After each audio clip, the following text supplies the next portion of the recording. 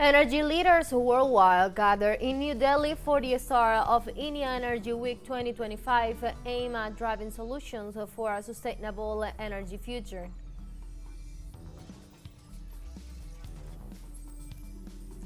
The United Nations Relief and Work Agency for Palestine Refugee informed that Israel has displaced about 40,000 residents from the refugee camps in the northern West Bank.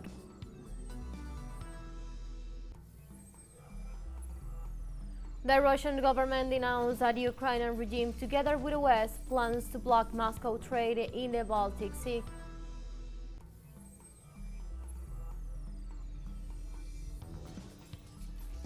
Hello and welcome to From the South. I'm Ana Marrero from the teleSUR headquarters in Caracas, Venezuela. Now we will begin with the news. With us.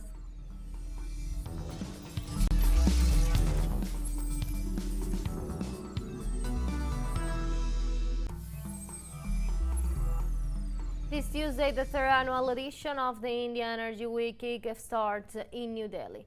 The event, which will run from February the 11th to the 14th, brings together delegations from at least 120 countries to discuss the main challenges facing the sectors and promote sustainable solutions.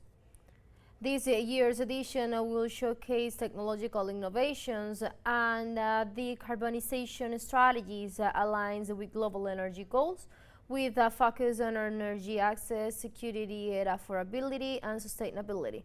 With more than 500 speakers across over 95 sessions, the event will explore key themes shaping the global energy landscape.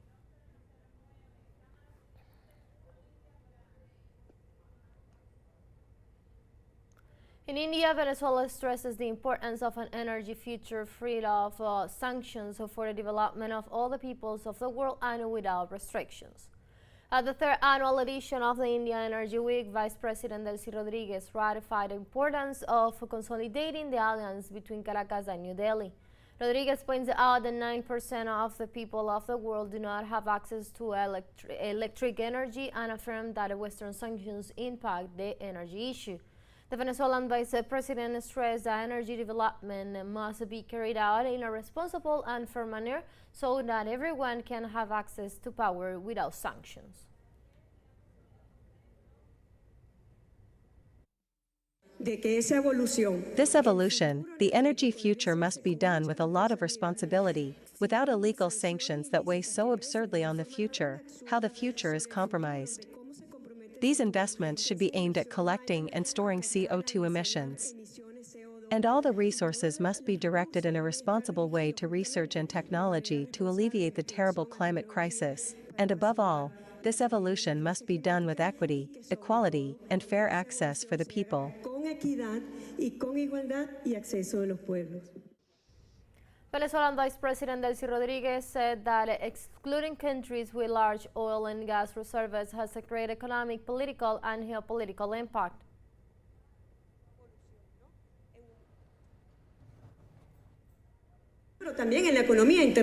But also in the international economy, it is the role that producers play in the framework of the world economy.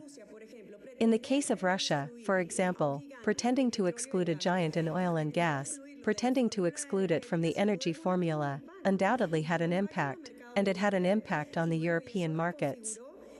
And well, this has had not only an economic impact, but also a political and geopolitical impact. In the case of Venezuela, to try to exclude the country that has the largest oil reserves on the planet is absurd, and I believe that time has proven that those who tried to exclude Venezuela from the international energy formula were wrong. What is the role of Venezuela? Venezuela not only has light oil, it also has many reserves of heavy and extra heavy oil. And we always reiterate in the case of India, with whom we share a relationship of brotherhood and cooperation, that oil must be at the service of development in the terms that we have been evaluating. Bueno, ese petróleo debe estar al servicio del desarrollo en los términos que hemos venido evaluando. Venezuela will go to the United States justice systems to denounce those involved in the USAID case. Venezuelan Attorney General Tarek William Saab said that international judicial cooperation is important to prosecute all those involved in the looting of U.S. assets and the financing of serious crimes against the Venezuelan state. The Bolivarian Prosecutor's Office will formally request the extradition of the fugitive from the Venezuelan justice involved in the embezzlement of the federal agency Juan Guaidó, Leopoldo López, and Carlos Vecchio, among others.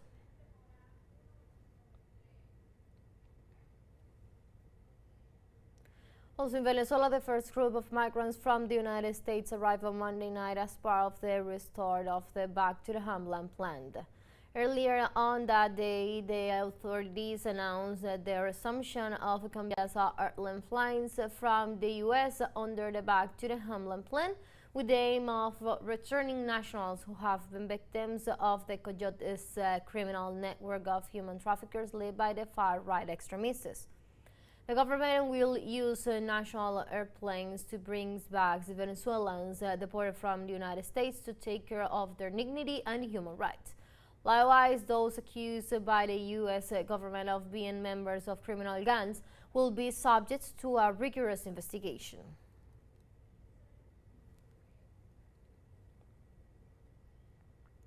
Colombian President Gustavo Petro took to his social platform to comment on the return of Venezuelan migrants and encourage undocumented Colombians living in the U.S. to return to their homeland. Good for the Venezuelan migrants who return to their country from the United States without handcuffs. The migrants should be treated with dignity. In this context, Petro added that the pride of being Colombian should be carried out around the world without shame, as all Colombians without papers in the U.S. should return. The consulates have expanded to guarantee information to all Colombian migrants who wish to return freely to our country.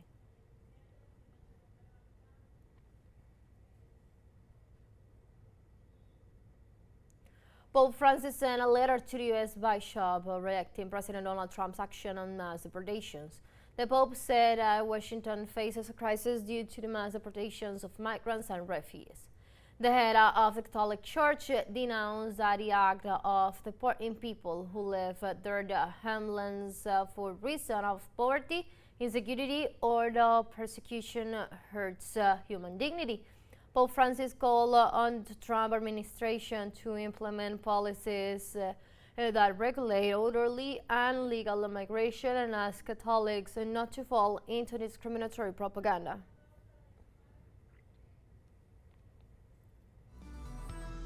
Let's take a very short break, but we'll be right back. Don't go away.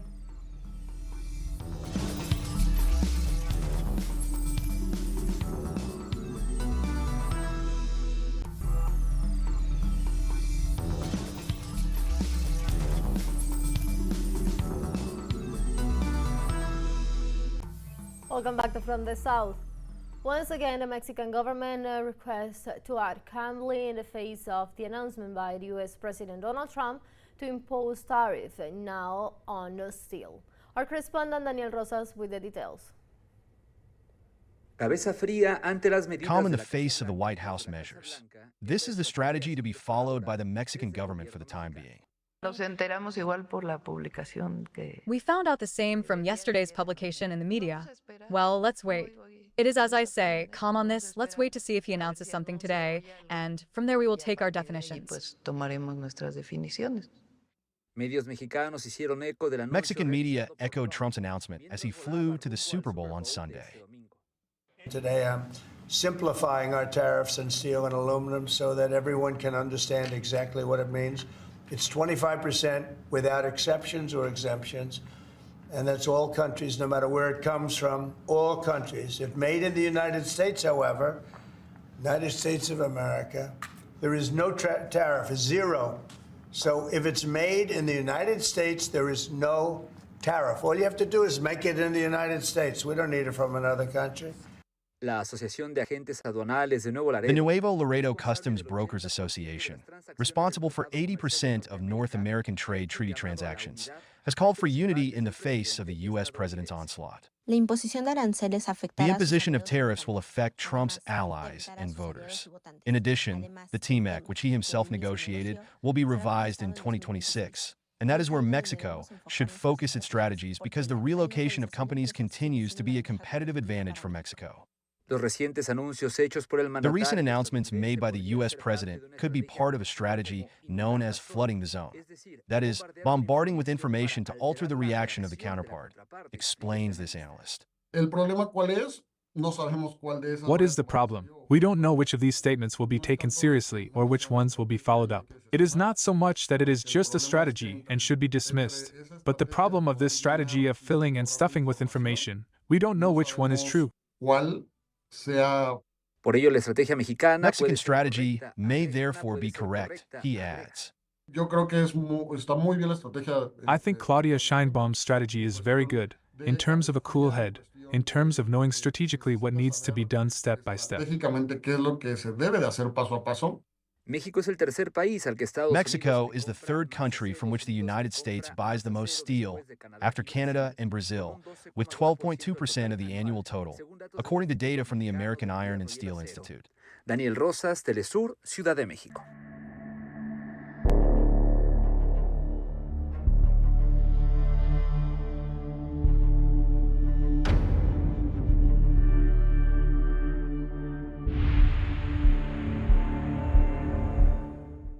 Moving on Tuesday, the United Nations Relief and Works Agency for Palestine Refugees said Israel has displaced about 40,000 residents from refugee camps in the northern West Bank. UNRWA stressed that the forced displacement of Palestinian communities is escalating at an alarming rate. The UN agency added that the displacement operation began in Yenin 3 weeks ago and have since extended to Tulkarm, Nord Sharm and Farah camps. UNRWA points out that forced displacement in the West Bank is a result of an increasingly dangerous and coercive environment, where at least 38 airstrikes were carried out in 2025 alone.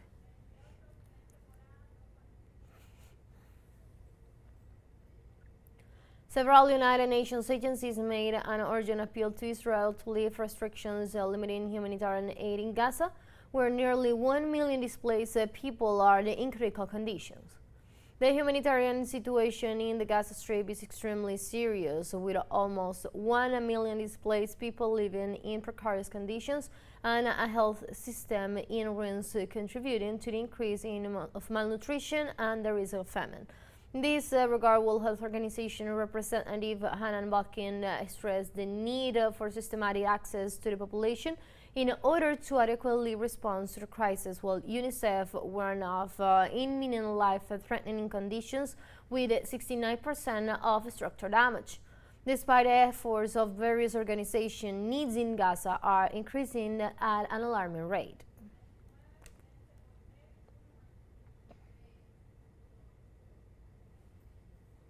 The Palestinian resistance movement Hamas postpones the release of Israeli detainees scheduled for next February 15 due to the non-compliance with the terms of the ceasefire by Israel.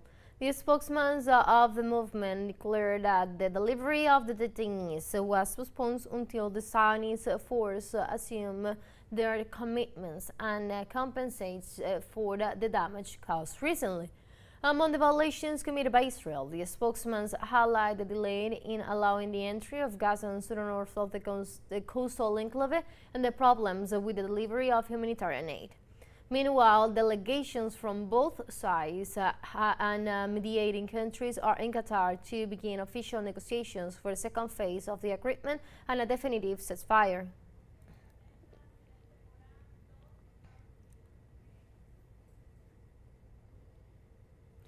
U.S. President Donald Trump has again threatened to unleash hell on the Gaza Strip if Hamas does not resume the release of Israeli hostages by February 15.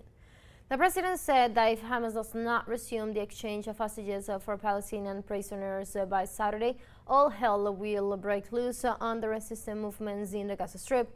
Trump said that if the movement does not comply with the release of the hostages, he will tell Israel to cancel the agreements and to do what it deems necessary without ruling out a possible U.S. involvement in the response to Hamas. Meanwhile, the resistance movement said on Monday that the doors remain open for the exchange of Israeli hostages for Palestinians as long as Israel complies with the deadlines and requirements of the ceasefire agreement.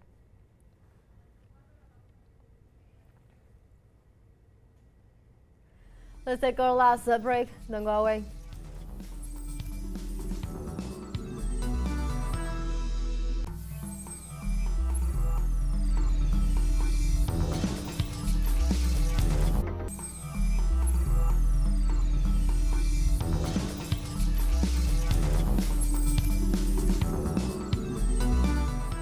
Welcome back. The Russian government denounced that the Ukrainian regime, together with the West, plans to block Moscow trade in the Baltic Sea. The Russian Foreign Intelligence Service reported that Kiev is preparing to sink a foreign vessel with Russian main mines in order to hold Moscow responsible. The Russian agency warns that the aim of Ukraine and the West is to push NATO to close Russia's access to the Baltic Sea under the pretext of ensuring security. Moscow also warns that Ukraine is planning together the anti-Russian actions such as attacks on opposition representatives and fugitive assessments abroad.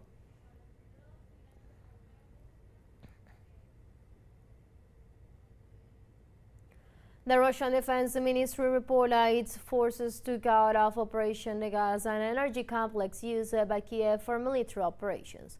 Among the target hits were the military airfield and warehouses where drums are equipped and prepared. The operation was carried out using long-range precision weapons. The Defense Ministry had U.S. provide support during the military action.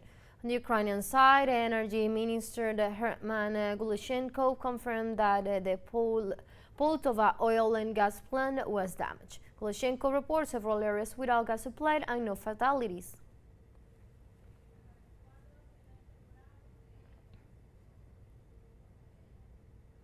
Farmers and ranchers in France are mobilizing to show their concern about the European Union agreement with Mercosur and the fall in prices and increase in products cost. The European farmers said that they will face unfair competition from their less regular Latin American peers.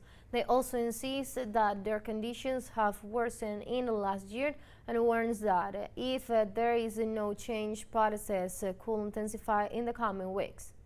The demonstration joins those by the United Kingdom farmers.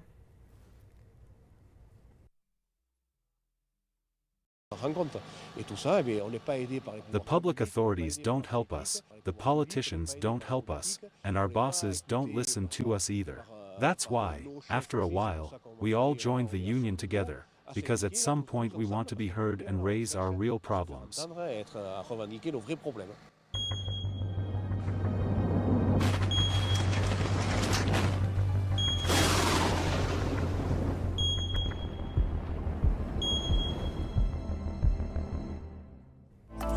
In other topics, in Uruguay, strong winds and storms caused power outages in a large part of the country.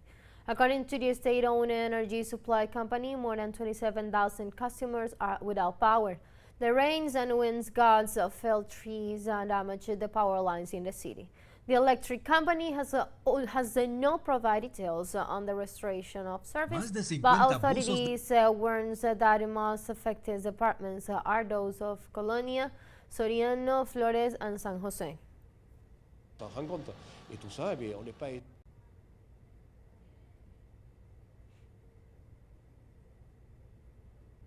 The public authority.